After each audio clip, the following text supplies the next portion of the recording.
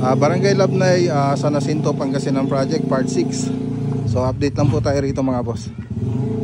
So dito sa labas, ayan, preparasyon na po tayo. So nakapag-grinder na po tayo dun sa mga crack. So lalagyan pa rin po natin yan ng epoxy A and B. So kung ano yung preparasyon na ginawa natin dito sa wall dito sa loob, ganun din yung gagawin natin dito sa labas. So andun na po sila sa likod. So mamasilyan po nila yan pagkatapos. So dito, ayan, primer pa lang po tayo rito. Yung, ayan skim coat, yung masilya pa lang po tayo dyan. So magano pa po tayo rito, pa-primer. So ito po yung sa may kitchen, ito po yung sa may salas, sa master bedroom. Tingnan po natin mga boss. Ayan nilagay na rin yung mga aluminum profile na ilaw, pati yung diffuser niya. Ayan, ganda na. So punta naman tayo sa kabilang side.